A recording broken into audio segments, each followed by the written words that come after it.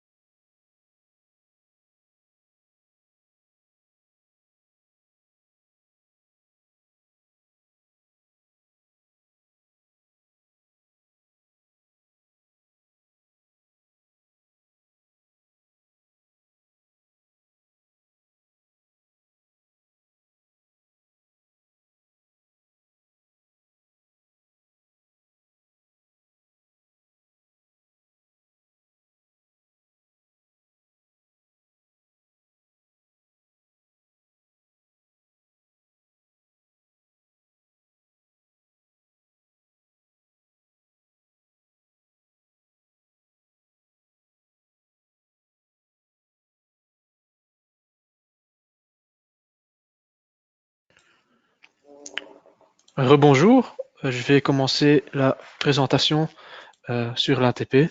Mon nom est Ken Willekens, je suis le VAR Manager Belgium ou bien le Value Added Reseller Manager Belgium. Je m'occupe de la vente pour la Belgique et le Luxembourg. Je suis flamand, donc excusez-moi l'accent. S'il y a des questions à la fin de la présentation, je vais faire en sorte que vous pourriez parler et poser les questions. Je vais d'abord vous donner quelques statistiques sur tout ce qui se passe au niveau ransomware et malware dans le monde actuel. Je pense que vous êtes tous très bien au courant du fait qu'il y a pas mal de malware qui circulent dans les réseaux de vos sociétés ou des clients à vous. Et il y a quelques statistiques qui sont quand même assez choquantes. Il y a 58% des attaques se font dans les SMB, dans les Small and Medium Businesses, donc dans les petites entreprises. Donc c'est quand même beaucoup plus.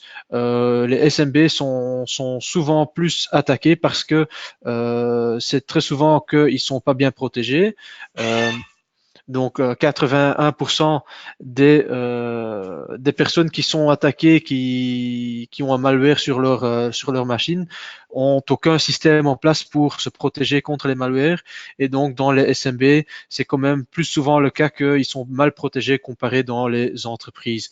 Donc si les SMB disent qu'ils sont passibles des attaques, le contraire est vrai. 60% des petites entreprises disent que les attaques deviennent plus sévères et plus sophistiquées. Donc à ce niveau-là, on doit aussi améliorer la protection et pouvoir offrir une protection plus sophistiquée.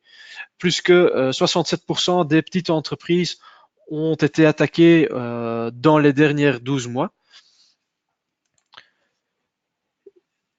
Il y a 54% des attaques qui sont venant des mobile apps, donc des Android, des iOS, des machines pareilles. Des attaques IoT ont, ont,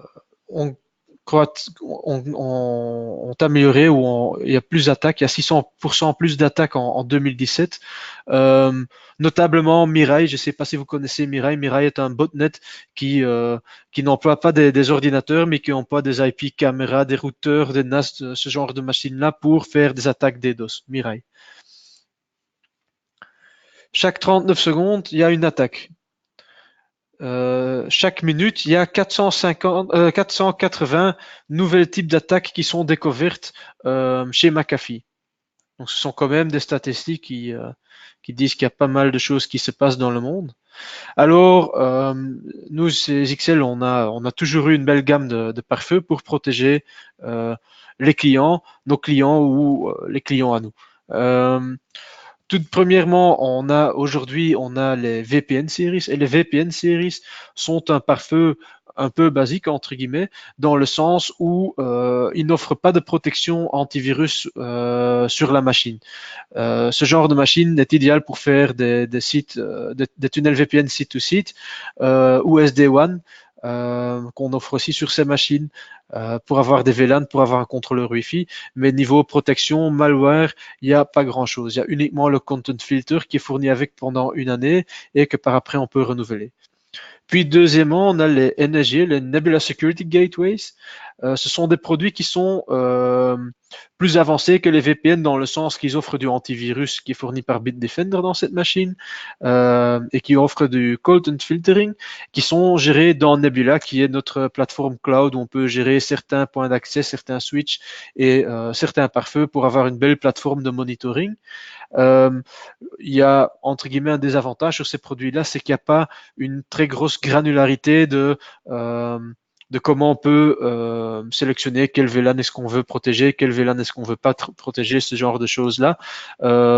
Et cette granularité-là, on a sur les USG. Donc les USG, c'est une gamme qu'on a depuis plusieurs années déjà, qui sont fournis ou bien avec une antivirus Kaspersky ou bien Bitdefender, c'est le client qui le choisit.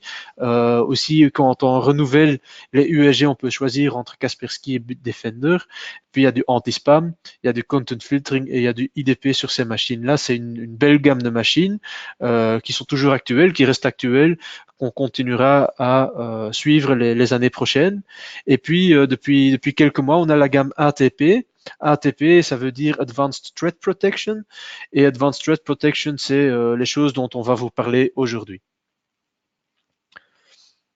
Donc ATP, Advanced Threat Protection, c'est aller plus loin que le conventionnel. Donc ça veut dire on veut dépasser la sécurité qu'on a actuelle parce que les menaces qu'on trouve aujourd'hui dans les réseaux et sur l'Internet ne sont plus conventionnelles non plus. Alors, pourquoi est-ce que le ATP ou le Cloud Intelligence est important pour les petites entreprises? Donc, ce qu'on a fait dans le passé sur la gamme USG, on avait une database, Bitdefender ou Kaspersky, où on allait de temps en temps faire une mise à jour de la base de données UTM et la capacité de la machine était fixée. Hein. Donc ça veut dire que le processeur de la machine, c'est la limite d'où ce qu'on peut aller au niveau protection. Et si ça commence à ramer, ben il y a beaucoup de gens qui coupent la sécurité.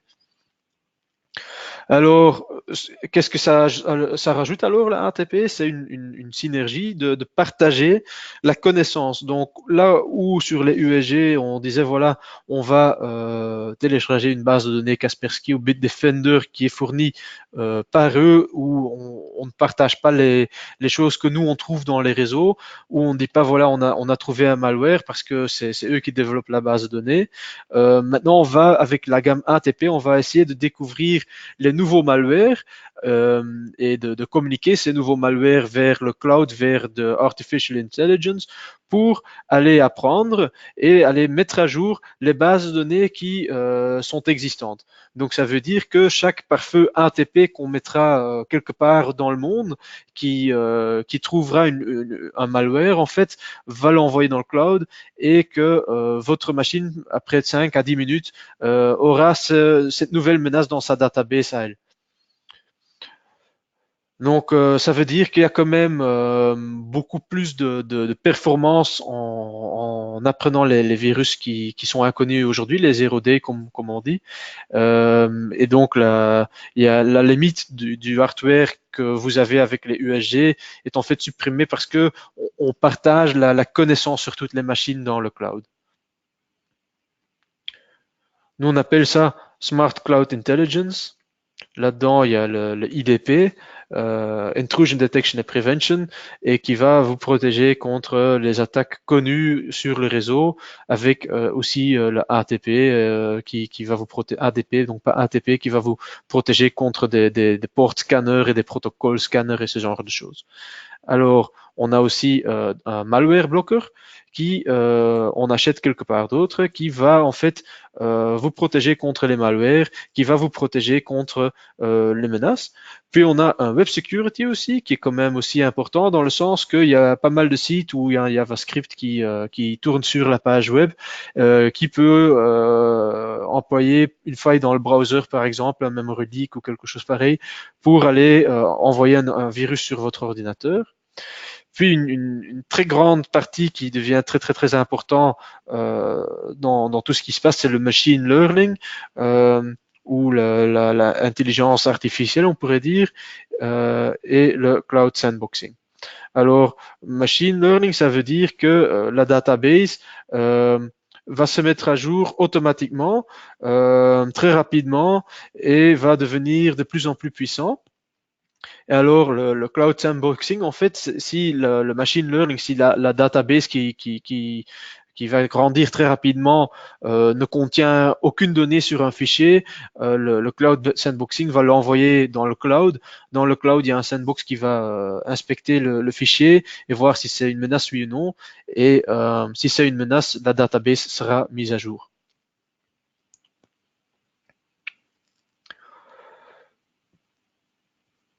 Donc, dans un cloud database, comment est-ce que ça fonctionne? Il y a un fichier qui est inconnu. Donc, auparavant, je vais vous expliquer encore une fois tout de suite. On avait des fichiers qui étaient connus pour être bien, ou des hash de checksum qui étaient connus d'être bien, ou ressemblaient très fort à quelque chose qui est bien, qu'on peut faire passer sur son réseau. On avait des choses dont on savait par certitude que c'était un malware ou que ressemblait très fort à un malware. On allait le bloquer. Mais les choses où on n'avait aucune donnée, donc dans la database, il n'y a aucun match si c'est bon ou c'est pas bon, ben on laissait passer ça par feu par la database. Maintenant, ce genre d'informations-là, on va faire passer dans le cloud. Dans ce cloud, on va voir si on a déjà eu des feedbacks sur ce genre de fichiers, sur plusieurs databases, celle ASXL, mais aussi celles d'autres sociétés sur lesquelles on fait appel pour voir si le virus ou si c'est un virus connu et alors à ce moment-là le bloquer dans le cloud. Avec cette donnée-là, on va renvoyer vers la machine si ce fichier est correct oui ou non. Et avec ça, on peut savoir si on veut bloquer ou envoyer le fichier vers le réseau. Cette database dans le cloud est optimisée par le hit count. Donc, ça veut dire par combien d'attaques il y a eu avec ce genre de fichier, par la sévérité du fichier, par le time frame dans lequel ce fichier a été découvert et est actif, parce que ce genre de virus, les zero day, ils circulent très souvent pendant un mois et puis il y a un autre zero day qui commence à circuler et la vie de l'autre se termine. Et il y a certaines régions qui sont plus visées par certaines attaques autres. Hein. Il y a des malwares, par exemple, qui vont pas attaquer la Russie, par exemple, parce que c'est un malware qui a été développé par quelqu'un qui pourrait être russe ou par quelqu'un qui pourrait faire penser les gens que ça a été fait par un Russe. Hein. Ce n'est pas parce qu'un malware ne vise pas la Russie que c'est quelque chose qui a été conçu par la Russie, par exemple. Euh, donc comment est-ce qu'on va faire ça? Donc on veut attaquer les choses qu'on connaît pas en fait. Hein, donc pour apprendre à connaître ces choses-là, on va travailler sur le conventionnel. On va passer dans l'inconventionnel, dans le AI, donc intelligence artificielle. Donc, dans le UTM, dans le USG, comment est-ce que ça fonctionnait? On avait des databases anti-spam, ADP, IDP, antivirus, AP, blocker content filtering. Et ces databases-là, en fait, si on faisait du deep packet inspection de tous les paquets qui passent le pare-feu, on allait savoir si c'est quelque chose qui est bien ou probablement bien parce que la database reconnaît le checksum de ce fichier. Dans l'autre sens, il y a aussi toute une partie hein, qui est connu d'être mauvais, qui est connu d'être un virus ou un Trojan ou un Zero Day ou peu n'importe, qui est dans la database conventionnelle Bitdefender ou Kaspersky dans notre cas. Mais il y a aussi toute une partie de choses que un USG aujourd'hui ne reconnaît pas. Quelque chose qui pourrait être bien, qui est tout à fait inconnu ou quelque chose qui semble quand même être un peu étrange, mais qu'on ne sait pas du tout et qu'aujourd'hui on laisse passer dans le réseau. Avec les ATP, qu'est-ce qu'on va faire? On va prendre ces parties de fichiers que dans un USG étaient inconnues, on va voir dans le cloud si c'est quelque chose qui dans le cloud est quand même connu et si ce n'est pas connu dans le cloud, voici ce qu'on va faire. On va prendre les fichiers. Dans le cloud, on va mettre ce fichier dans un container pour faire en sorte que notre sandbox n'est pas infecté non plus. Et dans le sandbox, on va émuler ce fichier. Donc, on va faire semblant que ce fichier, il est sur un ordinateur. Et donc, le fichier va croire qu'il est sur un ordinateur Windows, par exemple. Et on va voir ce que ce fichier fait. Est-ce qu'il va changer des choses dans le registre? Est-ce qu'il va attaquer le boot secteur? Est-ce qu'après 10 000 clics, il va faire quelque chose? Si on change les dates, si on imprime 10 000 feuilles, hein, il y a certains virus ou malwares qui attendent certaines manipulations sur un ordinateur avant que qui montrent leur visage, leur réel visage et qui attaquent l'ordinateur. Donc on va émuler tout plein de choses dans le sandbox pour voir si oui ou non ce qu'on a contenu dans le conteneur est un malware. Si c'est un malware, on va l'identifier, on va détruire le fichier et on va directement mettre à jour les databases des virus connus dans toutes les machines ATP. Donc, à la place de devoir attendre 2-3 jours avant d'être protégé contre les 0D, vous serez protégé très, très, très rapidement. Évidemment, il y a toujours quelqu'un qui doit être attaqué en premier temps pour que on envoie ce fichier dans le cloud pour voir ce qui se passe avec, mais ça restera à cette une personne et il n'y aura pas toute une société ou il n'y aura pas plusieurs sociétés qui seront attaquées, sauf évidemment s'ils téléchargent tous le fichier à la même seconde. Mais ça va très vite être identifié, très rapidement, être connu dans la database de la machine. Alors, nous, chez XL, depuis un certain temps, on a décidé de ne pas tout développer nous-mêmes, qu'on travaille avec des autres sociétés. Hein. J'en ai déjà parlé pour l'antivirus, on travaille beaucoup avec Kaspersky ou Bitdefender au choix du client. Et pour tout ce qui est sandboxing, maintenant, on travaille avec Lastline. Lastline, c'est une boîte qui, pour vous, peut-être pourrait sembler être inconnue, mais Lastline, c'est le market leader, c'est la plus grosse boîte niveau sandboxing dans le monde. Donc, Lastline a été testé les années précédentes par NSS Labs, qui est une très grosse boîte qui fait des research sur toutes les technologies existantes en antivirus. Donc, ils font ça aussi dans la technologie Sandbox. Et là, en fait, vous allez voir que Lastline et Trend Micro ont réussi à avoir un score de 100%. Donc, par exemple, un Fortinet ou un FireEye ou un Cisco ou un Checkpoint n'ont pas réussi à attraper 100% des 0D qu'ils leur ont envoyés, tandis que Lastline et Trend Micro ont obtenu 100% d'effectivité sécurité. Alors, Lastline, c'est une technologie que nous employons, mais on partage cette technologie, par exemple, maintenant aussi avec WatchGuard, avec d'autres marques aussi comme laissez-moi réfléchir. Donc, il y a Sophos aussi qui emploie cette technologie, il y a WatchGuard qui emploie cette technologie et certaines autres marques aussi. On peut aller voir sur Lastline, sur leur site, quel autre fabricant de pare-feu emploie la technologie. Mais ce que je peux vous dire, c'est que nous, par mégabit de bande passante qui est protégée, nous sommes le meilleur marché à offrir la meilleure technologie. C'est à ça ce que ça revient. Alors, on a trois machines aujourd'hui dans cette gamme. On a la ATP 200, la ATP 500 et la ATP 800. Alors, la ATP 200, c'est une machine triple one en fait. Donc, il y a deux one en RJ45 et encore un troisième one en SFP. Donc, si on voudrait, on pourrait mettre une module SFP vers RJ45 et alors avoir trois connexions one.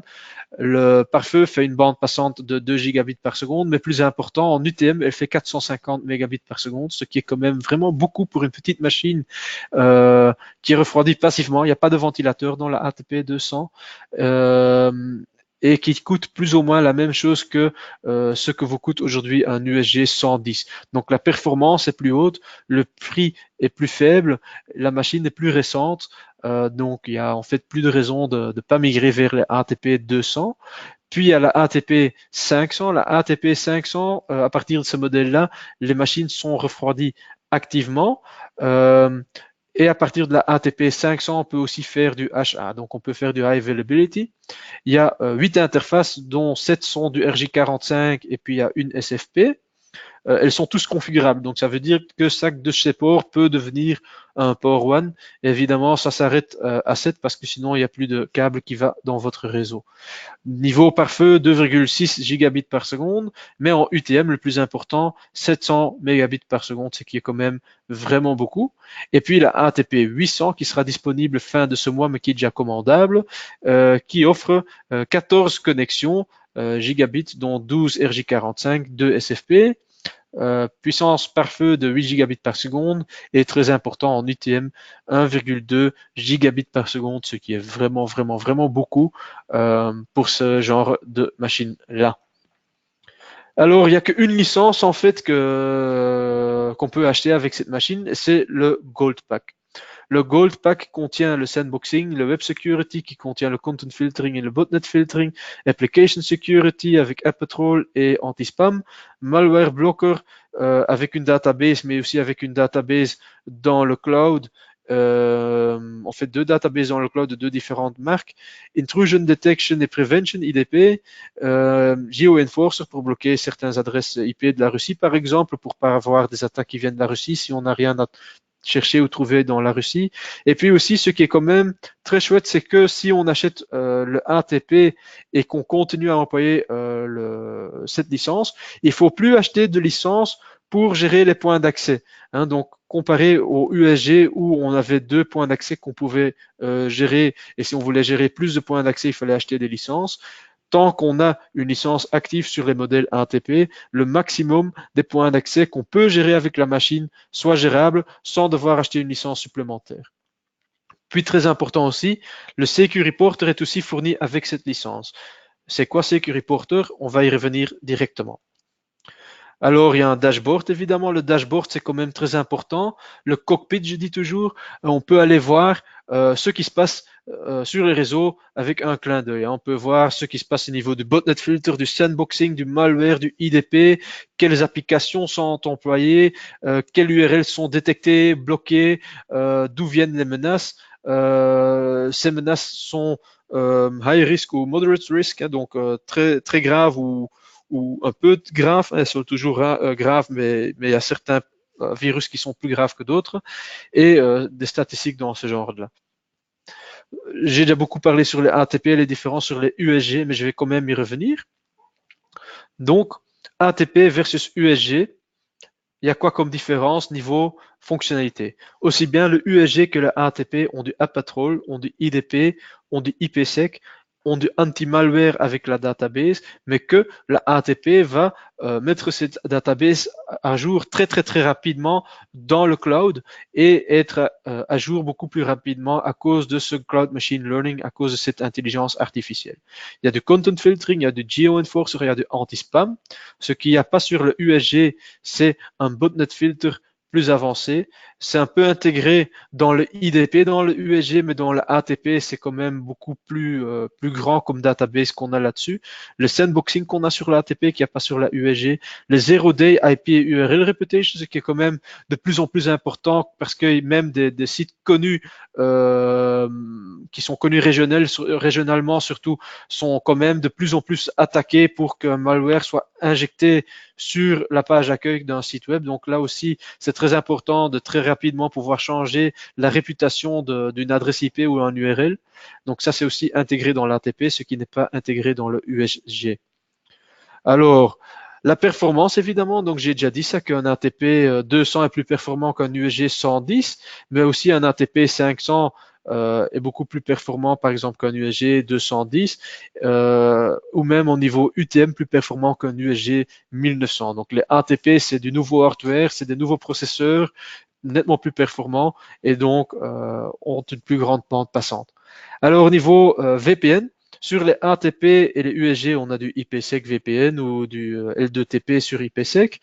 Sur aussi bien les USG que les ATP, on a aussi le SSL VPN avec une grande différence dans le sens que sur les ATP, il ne faut pas acheter des licences pour pouvoir employer plus de connexions SSL VPN. Les SSL VPN, les connexions sont tous déjà ouvertes dans le sens qu'il ne faut plus acheter de licence pour obtenir le maximum de connexions SSL VPN qu'on pourrait avoir sur cette machine. Alors, il y a un contrôleur Wi-Fi aussi bien sur le USG que le ATP. On peut faire le H1 sur le USG à partir du USG 110 et sur le ATP à partir du ATP 500.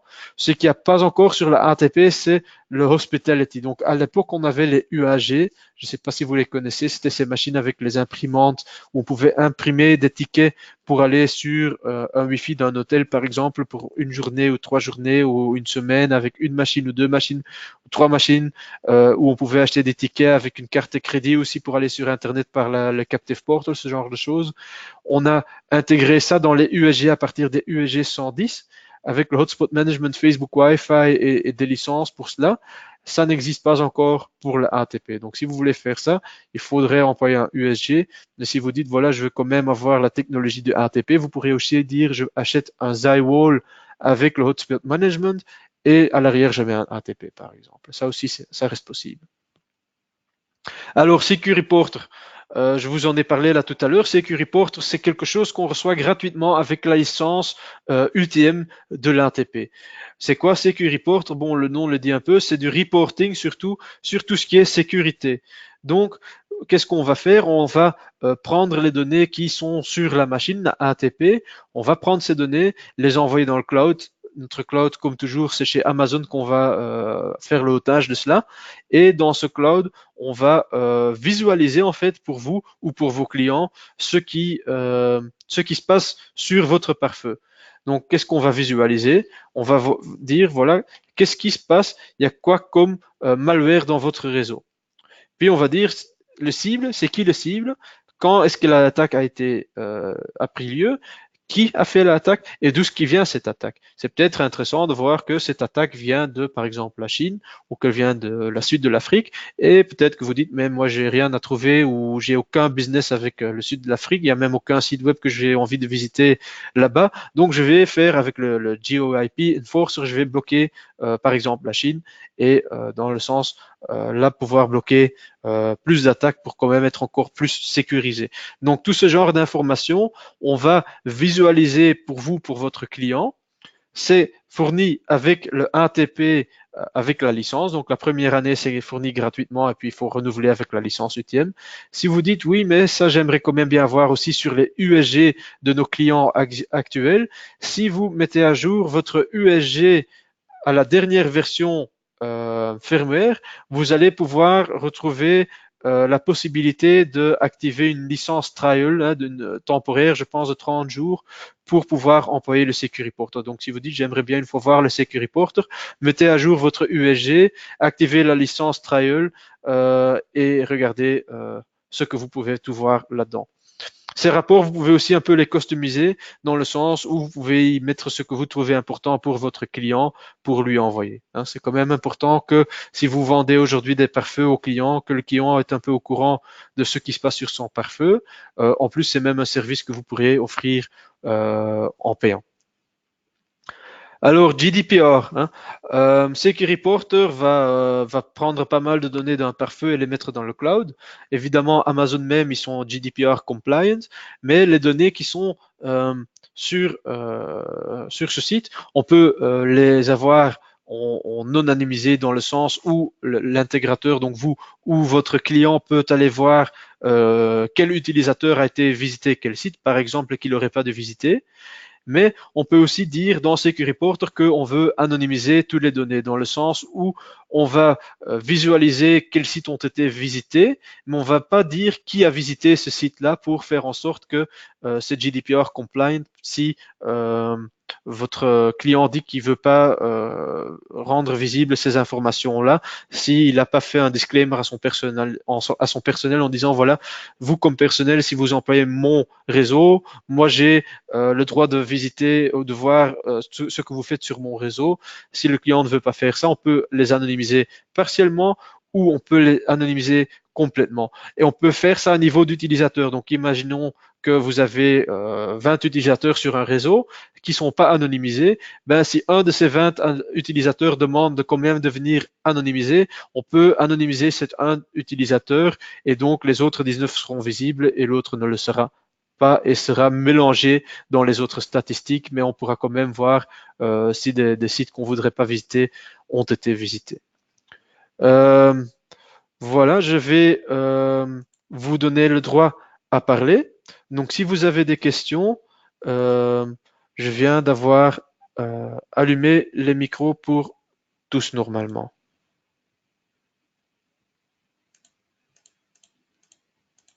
Vous êtes monsieur? Oui, bonjour. D'accord, très bien. Je vous demande alors. Merci. Au revoir. Au revoir, monsieur. Bonjour. Bonjour. Ah, vous m'entendez? Oui, je vous entends. Ah, bon bah alors je suis d'accord. Est-ce qu'il y a des questions? Alors, moi,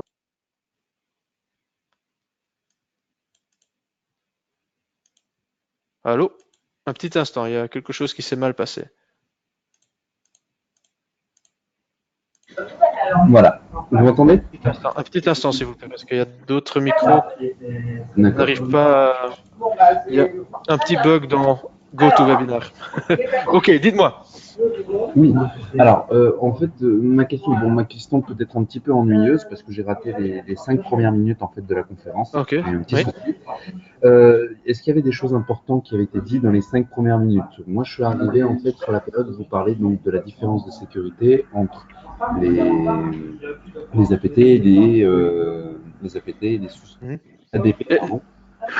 Pas vraiment. Donc les premières 5 minutes, j'ai surtout parlé sur ce qui se passe dans le monde niveau malware, quelles sont les évolutions et quelles sont quand même quelques statistiques importantes qui pourraient vous être à vendre la sécurité à vos clients. Je ne sais pas D'accord. si ça c'est intéressant pour vous. Ce webinaire, normalement, par après, elle est enregistrée, vous pourrez la voir aussi sur le portail. Donc vous pourrez revoir les premières 5 minutes aussi. Pas de souci. Bon, ça, j'irai regarder si jamais j'ai raté quelque chose, mais en l'occurrence, non, ça, c'est bon. Oui. Après, si j'avais une question, en fait, c'est concernant donc la dernière licence dont vous parliez. Donc là, sur la fin de la conférence. Après, Oui. pour ce qui est des outils, j'ai compris l'ensemble. Oui. Ça concerne la licence que vous disiez qu'on rajoutait. Donc, c'est une licence donc, qui est possible, qui va être mise à jour. Si j'ai bien compris, là sur les UCG ou sur les ADP, si Oui. on met à jour la dernière version, on a ce nouvel outil donc, qui nous permet d'avoir ces remontées d'informations concernant Ce Security Reporter, oui, tout à fait. Voilà, Et donc dans le USG, c'est 30 jours et puis par après, il faudrait acheter une licence. D'accord. Donc ce produit, on peut l'activer donc aussi. On l'a inclus dans l'ADP directement ou Dans pas? l'ATP, oui. Dans l'ATP, elle est fournie avec la licence UTM pendant une année. D'accord. Et Donc si elle est on fournie. renouvelle la licence, on a de nouveau cette même licence qui est activée au même temps. Ok. Et cette traçabilité, enfin cet outil qui permet de tracer, qu'est-ce qu'il nous permet de tracer? Je vous explique. Désolé, en fait, mais est-ce qu'on est capable de différencier avec cet outil, par exemple, un trafic voix sur IP, par exemple, à la différence d'un trafic d'une connexion, d'une navigation classique?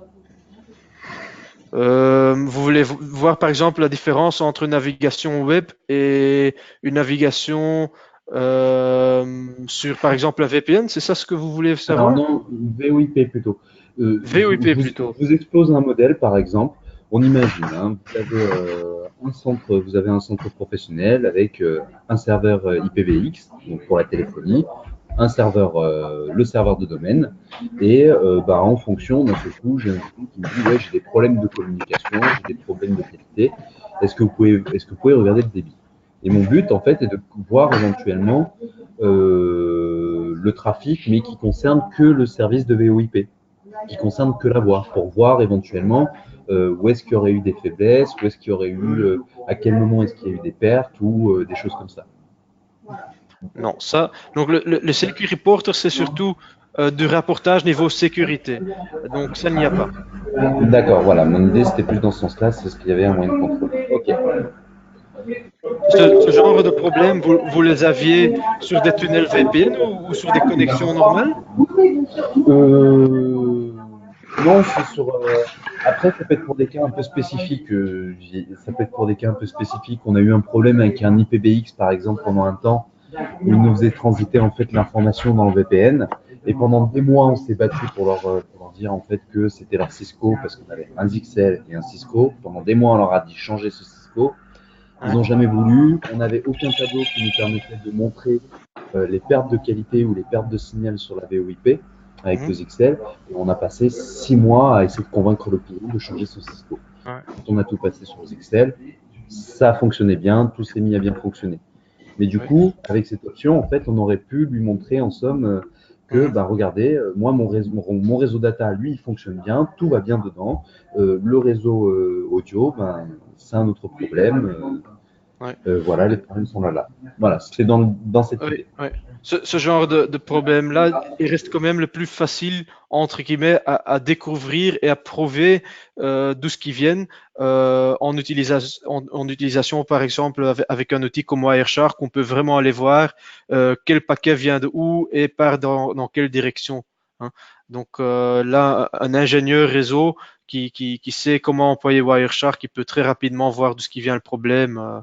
Sans avoir besoin d'un vrai outil de monitoring ou quelque chose de ce genre-là. Un petit instant, il y a de nouveau les micros qui vivent par eux-mêmes. Oui, donc oui, après je comprends l'utilité du Wireshark et tout, Ouais. sauf que pour la personne, en fait, c'est toujours pareil, hein, on a ce problème avec le client qui ne comprend pas forcément l'informatique, et du coup, le fait de lui montrer un logiciel qui était type Wireshark, lui, il me disait en gros, là, vous êtes en train de me montrer un programme, mais vous ne me montrez pas un outil, vous ne montrez pas votre logiciel. Ouais. C'est le désavantage de l'informatique, oui. C'est comme l'électricité, on ne peut pas le voir. Hein. Oui. C'est ça, donc on est toujours obligé d'argumenter, d'apporter des éléments, donc je me suis dit, s'il y avait un outil comme ça qui avait été intégré, peut-être que voilà, la question était dans cette idée-là. Ouais. Ok. Non, malheureusement pas. Désolé. Okay. Non, il n'y a pas de mal. Sinon, pour tout le reste, pour moi, le reste de la conférence donc, est très compréhensible et je connais déjà un peu votre solution ADF, APT. ATP, oui. ATP, pardon. Excusez-moi, j'ai trop de noms en tête là en ce moment. Ouais, je connais votre solution ATP du coup, mais voilà, je le connais aussi chez d'autres produits et je vois que ça fonctionne de la même manière. Donc c'est très bien. C'est le but. Je suis très content. Ok, très bien. Moi, mon niveau, c'est bon. Ok. Est-ce qu'il y a encore d'autres personnes qui ont des questions à me poser? À part si on a une cause valable. Personne? Ok. Si vous maintenant, moi, je vais terminer le webinaire. Quand vous fermez GoToWebinar, dans votre browser, il y a une page qui va s'ouvrir avec quelques questions. Si vous avez le temps de regarder les questions, ce sont des questions qui sont là, qui peuvent nous améliorer, nous rendre le temps d'améliorer voilà, d'améliorer nos webinaires, mais aussi de pouvoir vous supporter dans vos ventes. Donc, si vous avez encore des questions supplémentaires, donc dans ce formulaire qui va s'ouvrir quand on ferme GoToWebinar, vous pouvez y noter encore des questions supplémentaires si vous en avez. Merci bien pour votre temps. Très bientôt, on va faire le webinaire technique où on va ouvrir l'ATP, faire une configuration. Et puis dans le futur, très proche, on va aussi faire des webinaires sur ce qu'on appelle du SD-WAN. SD-WAN, c'est une sorte d'évolution des tunnels VPN, une amélioration des VPN qui, dans un certain sens, peut aussi remplacer des lignes MPLS. Donc, tenez bien l'œil vos boîtes à mail si vous voulez continuer à suivre les webinaires. Merci bien pour votre temps et peut-être à bientôt.